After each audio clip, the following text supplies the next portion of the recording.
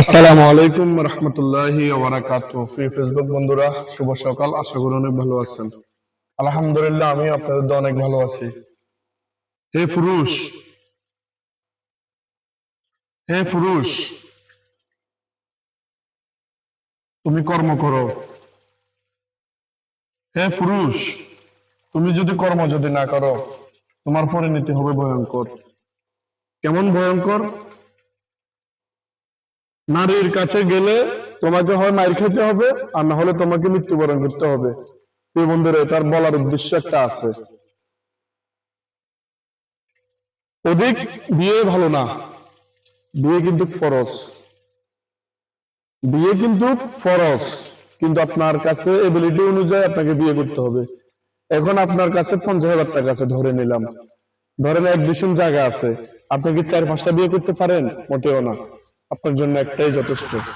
আপনার এবিলিটি অনুযায়ী আপনাকে বিয়ে করতে হবে। এখন আপনার এবিলিটি অনুযায়ী যদি আপনি বিয়ে না করেন, আপনাকে তো মৃত্যুবরণ করতে হবে। কার হাতে? বোর হাতে। প্রিয় বন্ধুরা, এই কথাটা বলার উদ্দেশ্য হলো, ঢাকার মইয়াতে মর্মান্তিক একটা ঘটনা। স্ত্রীর হাতে স্বামী খুন। আপনারা সোশ্যাল মিডিয়াতে দেখছেন, ফেসবুক, ইউটিউব এবং বড় বড় চ্যানেলে এটা নিউজ করছে কালকে। প্রিয় বন্ধুরা, এই কথাটা বলার অর্থ হলো, পুরুষ তুমি কর্ম করো, জীবিকা অর্জন করো। ছেলে, স্ত্রী, বউ এবং মা, ভাই, বোন, আত্মীয় স্বজনকে ভরণ পোষণ ঠিকঠাক মতো তুমি দেবে। তুমি যদি অধিক বিয়ে করো, তোমার পরিণতি হবে ভয়ঙ্কর। তোমার পরিণতি হবে ভয়ঙ্কর। তো প্রিয় বন্ধুরা, দাগর ভাইয়া তো ওই ব্যক্তি, আমি যতটুকু শুনছি, তালাশ টিমের নিউজ করছে যে ব্যক্তি, হাজী সাহেব, ওই ব্যক্তির মুখে আমি শুনছি উনি 3টা বিয়ে করেছে। উনি 3টে বিয়ে করেছে। 3টি বিয়ে করার কারণে স্ত্রী নিজ হাতে তাকে দা দিয়ে কোপায়ে মেরে ফেলছে। কালকের নিউজ। প্রিয় বন্ধুরা, দুনিয়াটা অনেক ভয়ঙ্কর হয়ে গেছে। দুনিয়াটা অনেক ভয়ঙ্কর হয়ে গেছে। জাহেলিয়াতের যুগ চলতেছে এখন। আমার ছোট্ট একটা জ্ঞানে আমি নিজে মানে নিজেকে নিজে চিন্তা করলাম, অ্যানালাইজ করলাম। আসলে এটা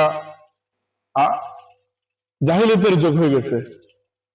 যেমন জাহেলিয়াতের যুগে কন্যা সন্তান হলে মেরে ফেলতো, জ্যান্ত কবর দিয়ে দিত, জীবিত কবর দিয়ে দিত।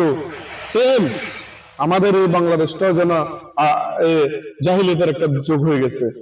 বন্ধুরা, স্বামী স্ত্রীকে মারতেছে, স্ত্রী স্বামীকে মারতেছে, তারপরে যাই মেয়ে বাবাকে মারতেছে, বাপের ছেলেকে মারতেছে।